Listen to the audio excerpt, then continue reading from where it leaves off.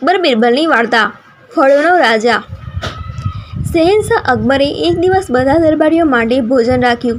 બિરબલ પર તેમને વિશેષ પ્રેમ હતો, આથી તેઓ તેને આગ્રહ કરીને જમાડી રહ્યા હતા। બિરબલ ખાઈને હેરાન થઈ ગયો, આથી તેણે શહેનશાહ જોડે માફી માંગી અને કહ્યું કે મારા પેટમાં જગ્યા ન હોવાથી હવે હું નહીં ખાઈ શકું, તમારી આજ્ઞા માની નહીં શકું।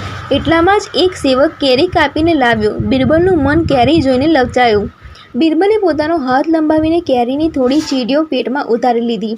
તેને આ રીતે કેરી ખાતો જોઈને અકબરને ગુસ્સો આવ્યો કે હું પ્રેમથી જમાડી રહ્યો હતો ત્યારે આના પેટમાં જગ્યા ન હતી અને હવે કેવી રીતે ખવાઈ રહી છે। તેમણે તરત જ ગુસ્સામાં બૂમ પાડીને બિરબલને બોલાવ્યો।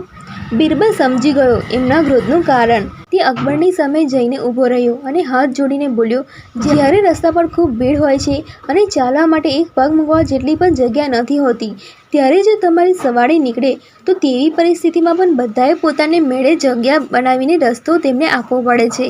તેવી જ રીતે કેરી પણ બધા ફળો પર રાજ કરે છે, તે પણ તમારી જેમ જ ફળોનો રાજા છે, તેથી તેને જોઈને પેટમાં જગ્યા બની જ જાય છે। તેનો જવાબ સાંભળી અકબર ખુશ થઈ ગયા। તેમણે મીઠી કેરીની એક ટોપલી મંગાવી અને એક કિંમતી ભેટ સાથે તે ટોપલી બિરબલને આપી।